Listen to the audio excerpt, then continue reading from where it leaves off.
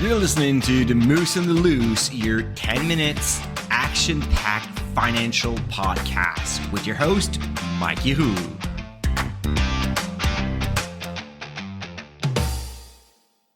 Hey, what's up, Market Moose? Mike from The Moose and the Loose. How are you doing today? Today, I want to talk about a company we don't talk enough. Probably because it is a business operating in the financial sector in Canada. And I mean, fortunately or unfortunately, we have like so many great companies over there. A lot of them are paying like higher yields, such as like Canadian banks, Power Corporation. We have like life insurance companies, all offering like 3, 4, 5% yield. And then you have like that. Not little, because it is a large company, like about 50 billion in market capitalization. But this low yield, high growth stock, Intact Financial, ticker IFC.TO, that flies under the radar for a lot of people. And I just wanted to shed some light on this one because it definitely deserves probably a place in your portfolio if you're looking to buy something into the financial sector. Again, not buy or sell recommendation here, but just wanted to highlight this one so you can start doing a little bit more research and see if it's a good fit for your portfolio. So Intact Financial, Canada's largest provider of property and casualty insurance, also known as P&C. Also expansion in the UK through the RSA acquisition, expansion in the US with OneBeacon that was acquired like a few years ago. The company's playbook is relatively simple. I mean, it's an insurance business, so it collects premiums and also generates investment incomes, because once they get those premiums, they invest it. And the deal is always to make more money on the investment side. So whenever they have claims, well, they have enough money to do it, right? So they operate through brokers. They also do direct to consumer with Belair Direct. And they also have like corporate and commercial insurances as well. Their key motive here is like having such a strong underwriting discipline. So they have a lot of data analytics. They are in a better position to write the best contracts, so they can get a lot of good premiums and still be able to be competitive on the market. In terms of growth potential going forward, well, of course, you have the natural growth of the market.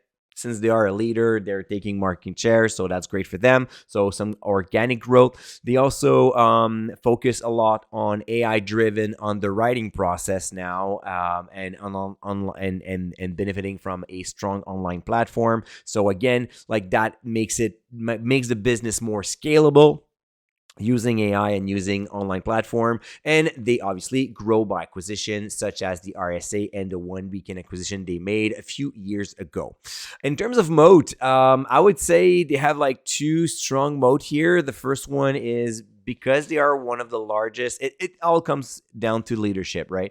Because they are the largest insurance company in Canada, they have a lot more data and analytics than any others. So and in the insurance business, the more data you have, the more you can analyze those data and write better contracts. So it's all about like risk management, and the more information you get, well, the better you become at risk management. So this is one of their moat. The second one is they also, because of their leader position, they are key insurer in big markets such as Ontario, Alberta, Quebec, and Nova Scotia. So their place is really strong in those provinces. They're key players, and they kind of like attract people naturally. So that's also very great for them. Moving on to the numbers, because it's one thing to have like an interesting story to tell, but what the number looks like. So when you look at the dividend triangle, like those three magical metrics that I look at to start my analysis, well, we have first the revenue. Revenue growth over the past 5 years, annualized rate of 16%, so double-digit growth year over year. Same thing for earnings per share at 19.5, meaning that while they grow their revenue, they're actually making more money on the earnings side, so they're making more profit. So margins are expanding, which is also great news. The dividend growth for the past 5 years is almost 10%, so we're 9 point something here. Again, when you have like earnings per share skyrocketing like this, of course, you have like better opportunities to grow the dividend and still maintain a decent payout ratio. We're talking about 2 decades of dividend growth here. So definitely a very strong contender when you're looking at the low yield, high growth type of companies. If you're looking for more type of businesses like this, if you want to add solid, high quality companies in those times of uncertainties, I suggest that you start your research with the Rockstar list.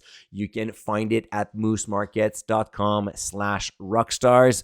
The Rockstar list is a complete list of Canadian and US stocks showing a positive dividend triangle. So to be on that list, those companies must show revenue growth, earnings growth, and dividend growth over the past 5 years. If not, they're not on that list. So it's not perfect, but it's a pretty solid place if you're looking to add a few good names to your portfolio. Those are usually, you're starting at a place where those business has robust business model, and then you can do your due diligence, but at least you will waste less time starting on this. So again, moosemarkets.com/rockstars.